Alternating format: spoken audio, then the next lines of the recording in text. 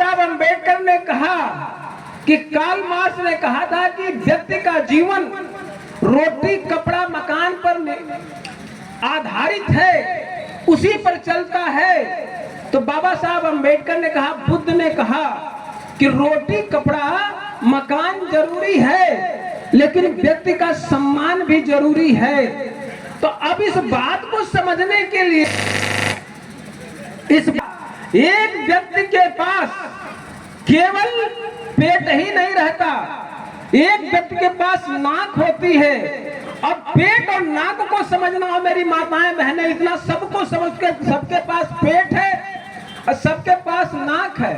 कोई भी व्यक्ति आपके सामने आकर, एक लड़का लड़की यहाँ खड़ा होकर के कहे कि बाबू पेट का सवाल है, आप समझ जाती हैं, समझ जाते हैं कि ये भूखा है। अगर वही व्यक्ति, वही महिला, वही पुरुष आपके सामने कह दे, बाबू और मेरी माई मेरे नाक का सवाल है, तो आप समझ जाते हैं कि सम्मान का मसला है। तब बाबा साहब अम्बेडकर ने कहा, तुम्हारा पेट भरे या ना भरे, तुम खाली पेट रहना, भूखे मर जाना, लेकिन अपने नाक और सम्मान की रक्षा करते रहना। ये अम्बेडकर का संदेश है मेरे साथियों। आज जब हमारे साथियों का, आज हमारी महिलाओं का जब वोट खरीदने के लिए तथाकथित लोग जब हमारी बस्तियों में घूमने लगते हैं तो मुझे बड़ा कष्ट होता है। क्या हम वोट बेचने वाले हैं? क्या बाबा साहब अम्बेडकर ने हमको वोट का अधिकार दिया कि हम बेच दें? अरे मैं कहता हूं, मर जाओ, इंसान के रूप में जिंदा मत रहो, लेकिन अपना वोट तो मत बेचो। अगर तुमने वोट बेच दिया तो अम्बेडकर को बेच दिया, तुमने वोट को बेच दिया, सब अम्बेडकर को बेच दिया। तुम्हारी मर्जी, जहां वोट दे। मैं कुछ नहीं कहने वाला हूं। इसलिए बाबा साहब अम्बेडकर ने एक बात कहा 4 फरवरी 1940 के अंदर, 1940 में बाबा साहब अम्बेडकर का एक एक्सीडेंट हो जाता है बॉम्बे में। तो बॉम्बे में एक्सीडेंट हो जाता है, दुर्घटना हो जाती है बाबा साहब अम्बेडकर का। और बाबा साहब अम्बेडकर के सम्मान में जब बच जाता आदमी तो माला फूल से स्वागत करते। सभा जब हुई तो बाबा साहब अम्बेडकर का बड़ा माला फूल से सम्मान हुआ 1940 में। तो बाबा साहब अम्बेडकर ने कहा, मेरे साथियों, आपने मेरा बड़ा सम्मान किया, मुझे आपको धन्यवाद देने का मन करता है, लेकिन ये अम्बेडकर लंबा जीवन जीने की कामना नहीं करता। याद रखना जो मैं वो बात कहना चाहता हूं, अम्बेडकर लंबा जीवन जीने की कामना नहीं करता हूं। अरे उसको जीना और जीना कहते हैं जब बुढ़े हो जाओ, हाथ कांपने लगे, आंख से दिखाई न दे, और उसको जीना कहते हैं। तो मैं तो कहता हूं कि आपका लंबा जीवन नहीं होना चाहिए। तो जीवन कैसा होना चाहिए? एक व्यक्ति का जीवन कैसा होना चाहिए? तब बाबा साहब अम्बेडकर ने कहा, जब तक तुम कुछ समाज के लिए करने लायक हो, जब तक तुम समाज में कुछ करने लायक हो, तभी तक तुम्हें जिंदा रहने का अधिकार है। मेरे साथियों, मेरी भाइयों और मेरे बहनों, जीने का मतलब नहीं होता है। इसलिए बाबा साहब अम्बेडकर ने कहा, जीवन लंबा बल नहीं होना चाहिए। तो जीवन कैसा होना चाहिए? महान होना चाहिए। तब बाबा साहब अम्बेडकर ने कहा, तुम कितनी दूरी तय की ये मायने नहीं रखता, तुम कितनी दूरी तय की या तय किए ये मायने नहीं रखता है। मायने ये रखता है कि तुम्हारी दिशा क्या है, अपनी दशा क्या है, इस बात को सोचना मेरे साथियों।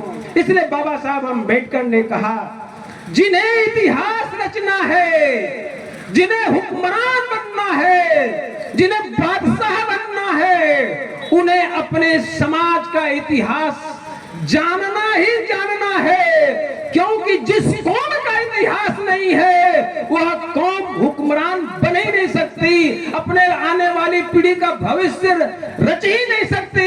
इसलिए मेरी माताएं बहनें, तुम सुनने का प्रयास करना, ये मत सोच लेना का मेरे को समझ में नहीं आ रहा है। तो कहते हैं ना, रसली आवत जात है, सिर पर पड़त निशान। जब आप सुनने का प्रयास करोगे तो हम लोग आगे बढ़ेंगे। ये तब बाबा साहब अम्बेडकर ने कहा कि हमारे समाज को इतिहास जानना है, क्योंकि इतिहास के ही नींव पर भविष्य की इमारत खड़ा करना है। इसलिए मेरे साथियों, मेरे भाइयों बहनों, इतिहास जानो और इतिहास रखो और इस देश का हुक्मरान बनो। ये ठान लो, और जो ठान लोगे वही बनोगे आप लोग। और याद रखना, आप लोग सोचते हैं ना, एक बच्चा हो जाए, पेट भर जाए, इसी को गाडगे ने एक बात कहा था, अरे बच्चे तो कुत्ता बिल्ली भी पैदा करते हैं। अरे बच्चे तो कुत्ता बिल्ली भी पैदा करते हैं, अरे पेट तो सुअर और गधे भी भर लेते हैं। और इंसान और जानवर दोनों एक ही काम करें तो दोनों में क्या फर्क है? तब गाडगे ने कहा, इंसान और जानवर में ये फर्क है कि इंसान मानवता के जिंदा करने के लिए प्रयास करता है। इंसान जो है आने वाले पीढ़ी के बारे में सोचता है। इसलिए मेरे साथियों, हम लोगों को ये नहीं सोचना है कि मेरा पेट भरे या न भरे, हमें ये सोचना है कि आने वाली पीढ़ी हमारी सम्मानजनक जिंदगी जिए और सम्मानजनक जिंदगी जीते हुए रहे। इसलिए आपको देश में दो काम करना है। अभी हमारे साथी इंजीनियर कविंदर जी बोल रहे थे कि आपको बाबा साहब अम्बेडकर ने क्या संदेश दिया, और पूरा बच्चा पूरा इलाका, पूरे देश में एक नारा लगता है, बाबा साहब का मिशन अधूरा, हम सब मिलके करेंगे पूरा। अब बताइए कि अगर कोई पूछे कि आपके बाबा साहब अम्बेडकर का मिशन अधूरा क्या है, वो क्या आपसे चाहते थे, तो हम आपसे विनती करेंगे, आपसे मैं विनती करूंगा। बाबा साहब भीमराव अम्बेडकर चाहते थे कि ये हमारे समाज के अंदर जिन्हें दलित, जिन्हें हरिजन, जिन्हें अस्पृश्य, जिन्हें अछूत, जिस नामों से जाना जाता है, वह इस देश का हुक्मरान बने, राजा बने, एमएलए बने, एमपी बने, विधायक बने, प्रधानमंत्री बने, मुख्यमंत्री बने। ये चाहत थी, पहली चाहत। दूसरी चाहत ये थी कि ये समाज नीच न रहे, ये समाज नीच न रहे। आप मुख्यमंत्री तो बन गए, हमारे के.आर. नारायणन साहब जब आपके राष्ट्रपति बने और साउथ अफ्रीका में जब गए तो उनको कहा गया कि एक दलित राष्ट्रपति आया है, तो क्या ये दलित बनकर के राष्ट्रपति रहेंगे? अभी राष्ट्रपति मुर्मू जी हैं, उनको आदिवासी मुख्यमंत्री, आदिवासी राष्ट्रपति कहा जाता है। क्या राष्ट्रपति से उनका सम्मान नहीं हो रहा है? लेकिन आपके साथ दलित शब्द जोड़ दिया जाता है। आपको विश्वास नहीं आ रहा है। अभी हमारे पूर्व राष्ट्रपति आदरणीय कोविंद साहब जब वो गए थे पुरी के मंदिर में, तो उनको धक्का मुक्की कर दिया गया। जरा सुन लेना ध्यान से, राष्ट्रपति आदरणीय कोविंद जी जब वो गए थे पुरी के मंदिर में, पुजारी धक्का मुक्की कर लिया। 6 महीने बाद महामहिम राष्ट्रपति के यहाँ से चिट्ठी लिखी गई कि आदरणीय राष्ट्रपति के साथ धक्का मुक्की हुई। तो जानते हैं रिपोर्ट क्या आई कि वो लग गया होगा, लेकिन उद्देश्य नहीं था। जरा राष्ट्रपति की सुरक्षा में इतनी बड़ी चूक, तो सवाल उठता है कि नीच को नीचे समझा गया, नीच को नीच कहा गया। इसलिए बाबा साहब अम्बेडकर ने कहा, यदि कोई अस्पृश्य, अछूत, दलित अपने को हिंदू कहता है तो स्वयं स्वीकार करता है कि हम नीच हैं, स्वयं स्वीकार करता है। तब बाबा साहब अम्बेडकर ने कहा, ऐसा क्यों? क्योंकि यदि कोई व्यक्ति अपने को हिंदू कहा तो तुरंत उसे 2 चीजें, 3 चीजें माननी पड़ेगी। याद रखिएगा, ध्यान से खूब रट डालिएगा, रट्टा मार करके। यदि आप कोई अस्पृश्य, अछूत, दलित और 3-4 नाम और होते हैं, जैसे मैं बता दूं सबके पढ़े लिखे साथियों के लिए। नॉन कन्फर्मिस्ट हिंदू, चाहे अवर्ण, चाहे प्रोटेस्टेंट, चाहे हरिजन, अस्पृश्य, अछूत, दलित, जितने शब्द किया ये पर्यायवाची वर्ण है। मैं सभी पढ़े लिखे लोगों बोला मैंने। यानी कोई अस्पृश्य अछूत अपने को हिंदू बोलता है तो उसे 3 चीज मानना पड़ेगा: वर्ण व्यवस्था, जातिवाद और अस्पृश्यता। यदि आपने अगर अस्पृश्य अछूत दलित हैं अपने को कह दिया कि मैं हिंदू हूं, तो आपको वर्ण व्यवस्था के तहत आप कहेंगे कि मैं शूद्र हूं। जब आप कहेंगे शूद्र हैं तो आपके पास जातिवाद होगा, अस्पृश्यता होगी। तब बाबा साहब अम्बेडकर ने कहा ऐसा कोई नीच ही व्यक्ति अपने को हिंदू कहेगा, क्योंकि हिंदू कहने से तुम नीच ही रहोगे। इसलिए बाबा साहब अम्बेडकर ने कहा इस नीचता की मुक्ति के लिए बाबा साहब भीमराव अम्बेडकर ने 14 अक्टूबर 1956 को नागपुर की भूमि में बौद्ध धम्म देते हुए कहा कि आज मैं निष्ठा से मुक्ति दिलाता हूं। तो आप सबको निष्ठा से मुक्ति दिलाने के लिए बाबा साहब अम्बेडकर ने बौद्ध धर्म दे दिया। ये आपको मिशन को पूरा करना है और इसको पूरा करके ही मरना है। और याद रखना, तीसरा मिशन, एक तो मैंने बोला कि आपको हुक्मरान बनना है, दूसरा मैंने आपसे बोल दिया और संयोग देखो, एक तरफ निष्ठा की मुक्ति दिलाने के लिए दाहिने साइड में बाबा साहब अम्बेडकर के बुद्ध खड़े हुए हैं, हुक्मरान बनाने के लिए बहुजन नायक मानवर कांसी राम साहब खड़े हैं।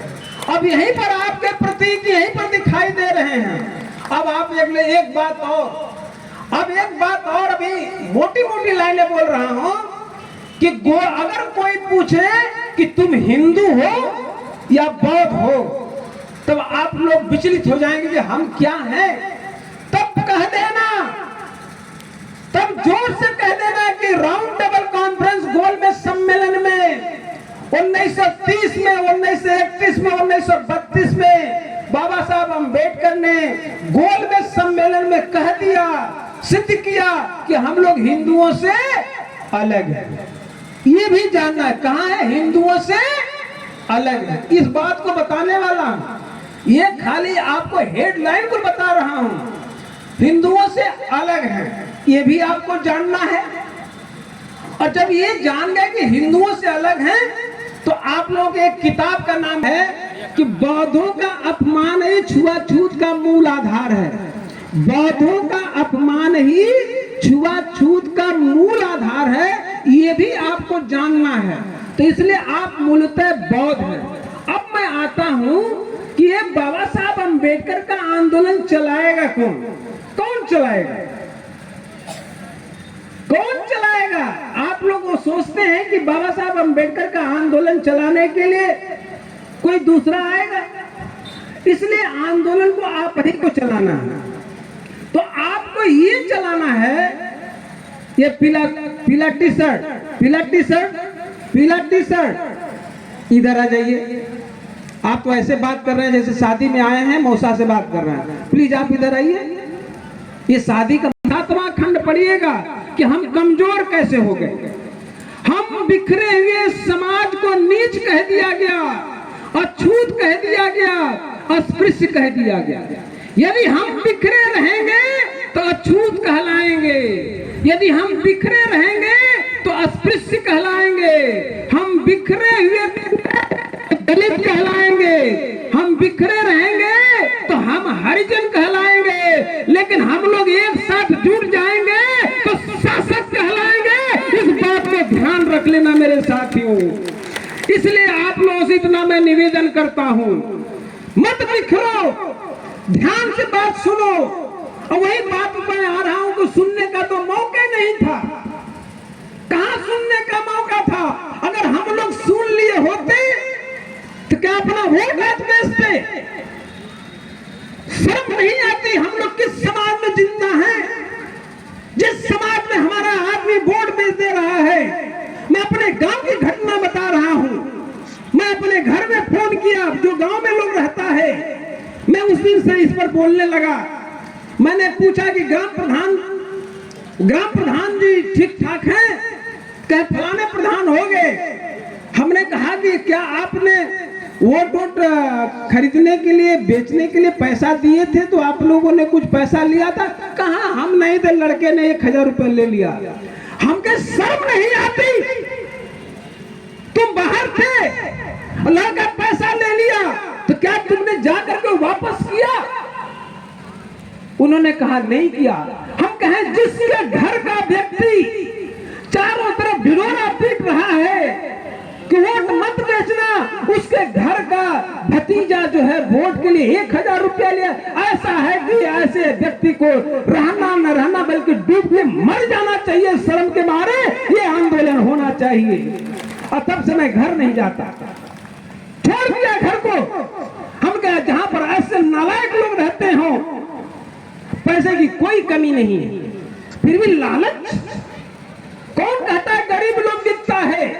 बहुजन नायक कांसी राम साहब यही महाराष्ट्र में गए तो उन्होंने यूपी में बड़े फक्र से कहा कि मैं उत्तर प्रदेश में ना बिकने वाला समाज तैयार किया है। उत्तर प्रदेश के लिए बोला था मानवर कांसीराम, भाषण सुनिएगा यूट्यूब चैनल पर, कि मैंने उत्तर प्रदेश में ना बिकने वाला समाज पैदा किया, लेकिन महाराष्ट्र में तो बिकने वाला समाज है। तब मैं खरीदने वाला जिस दिन बन जाऊंगा, उस दिन महाराष्ट्र में सरकार बनाऊंगा, उस दिन